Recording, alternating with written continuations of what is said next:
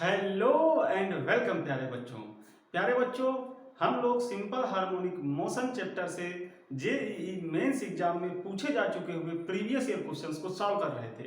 तो प्यारे बच्चों कुछ क्वेश्चंस को हमने पहले भी सॉल्व कर लिया है। अब हम देखने वाले हैं नेक्स्ट क्वेश्चन, और ये जो क्वेश्चन है ये प्यारे बच्चों पूछा गया है 2014 में। तो चलिए इसको पहले हम पढ़ते हैं, फिर हम बड़ी ही आसानी से इसे सॉल्व करेंगे। तो देखिए क्वेश्चन क्या है। ए particle moves with simple harmonic motion in a straight line in first tau seconds after starting from rest it travels a distance a, and in next tau second it travels 2a in same direction.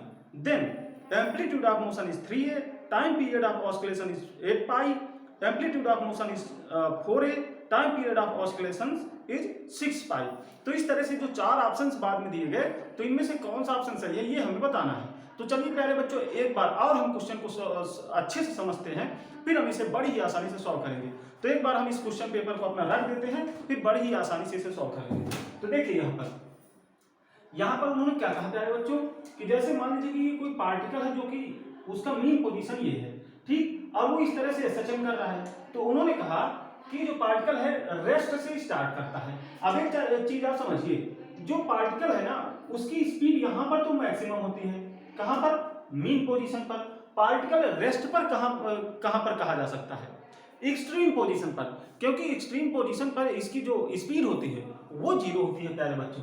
Extreme position मतलब यहाँ या फिर यहाँ पे जो speed होगी वो zero होगी।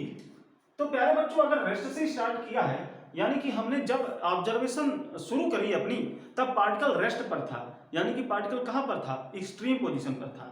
तो चलिए हम मान लेते हैं कि पार्टिकल यहां पर है। अब उन्होंने कहा कि टाइम जब हमने ऑब्जर्वेशन शुरू करी उसके टाउ सेकेंड बाद,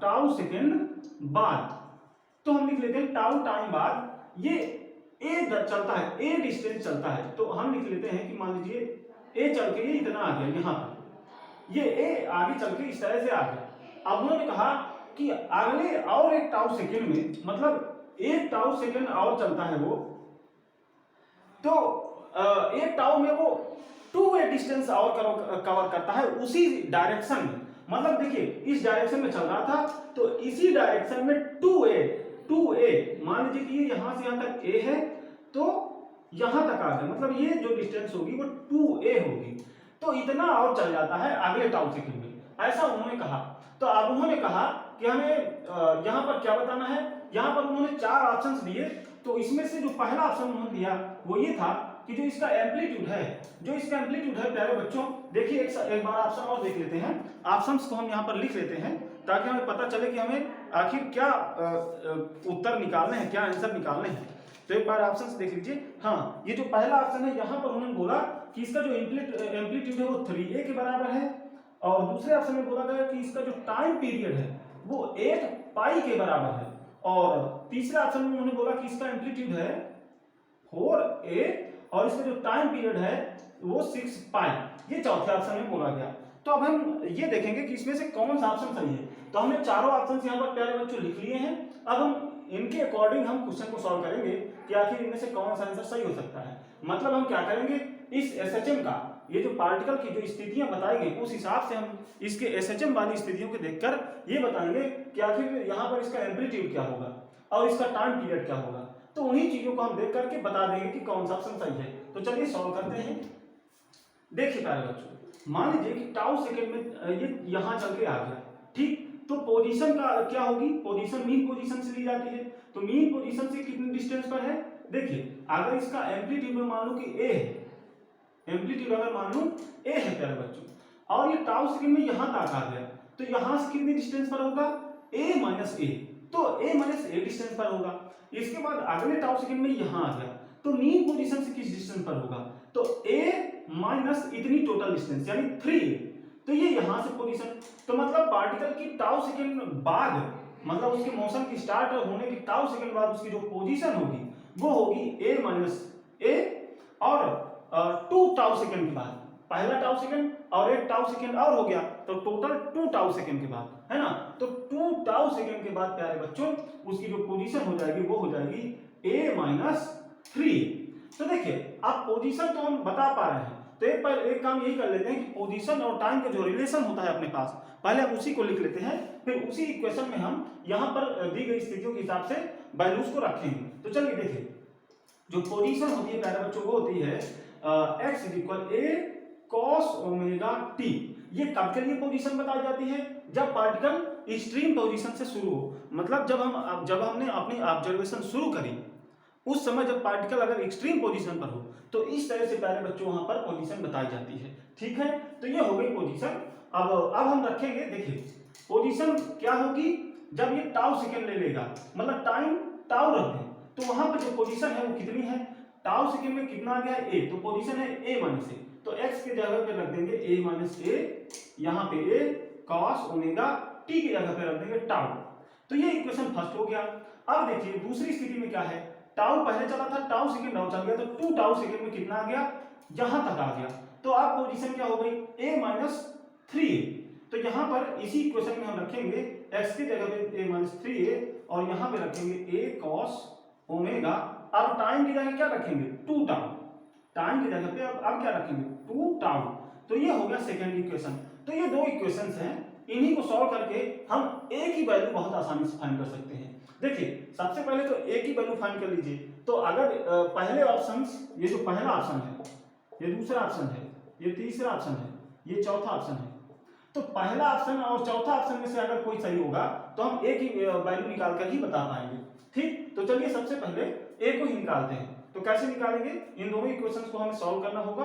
तो जरा देखिए, इक्वेशन सेकंड को मैं आगे कुछ इस तरह से लिख सकता हूं, a, इसको मैं क्या लिख लूं 2 cos square omega tau minus 1।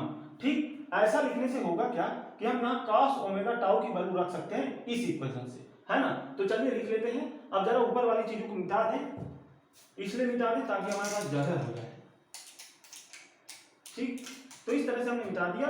अब इस इक्वेशन में आगे देखिए सॉल्व करते हैं, a minus 3a is equals, इस a को आप इधर ले आइए अपान में। ठीक, ले आए।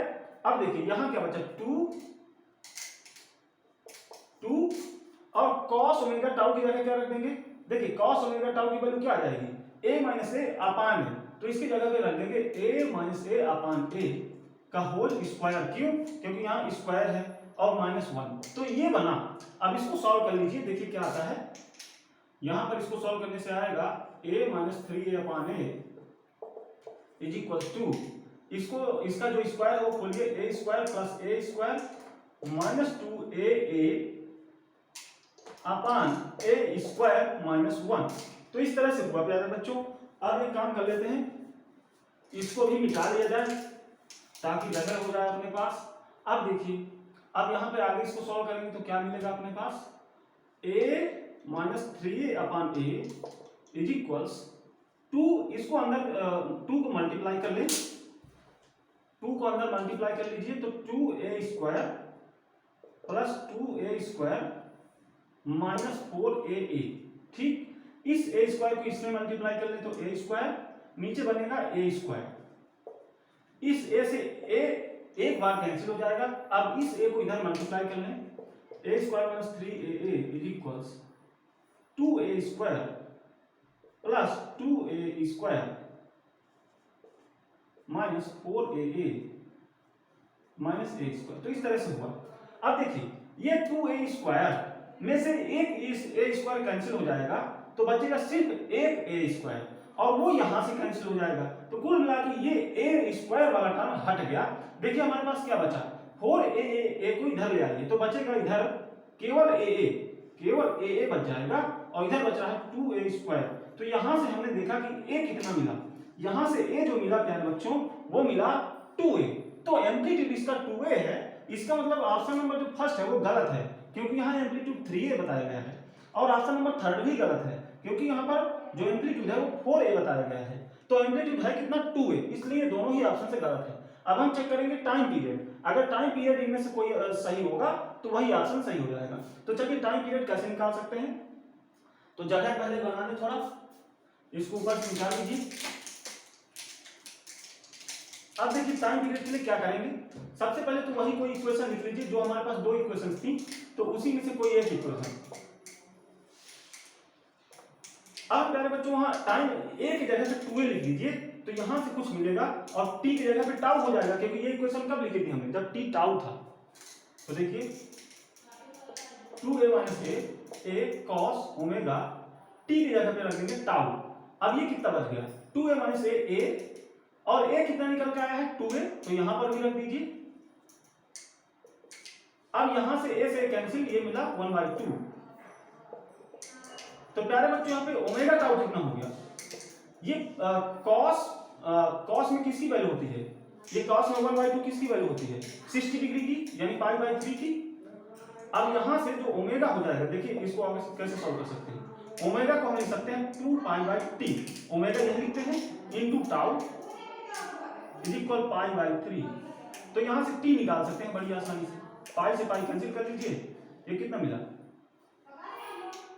6 टाउ प्यारे बच्चों मिला। तो 6 टाउ इसका आंसर है। एक चीज देख लीजिए, यहाँ जो पाई था, पाई वो गलत है, ठीक, ये टाइम पीरियड है प्यारे बच्चों, ध्यान दीजिए, ये टाइम पीरियड है, ये टी है। ये जो ऑप्शंस लिखे हैं बुक में गलत दे दिए गए हैं, इसका मतलब क्योंकि यहाँ टाउ आ रहा है, इसका मतलब यहाँ टाउ होना चाहिए। अब इसमें कौन सा ऑप्शन सही हो रहा है, 4th नंबर। तो प्यारे बच्चों यहाँ पे 4th नंबर ऑप्शन सही है। बुक में ऑप्शन मिसप्रिंट था, जैसा कि अभी हमने देखा, आंसर में ऐसा आ रहा था, यहाँ पाई के टर्म में था, जो कि गलत भी है, क्योंकि टाइम को आना चाहिए टाउ के ही मतलब टाउ के ही टर्म में आना चाहिए, क्योंकि टाइम का जो यूनिट होगा वो सेकेंड होगा, जबकि यहाँ पे अगर 8 पाई बन रहा है ना, तो कैसे होगा, तो टाउ सेकेंड है ना, तो जो 6 टाउ सेकेंड इसका आंसर होगा।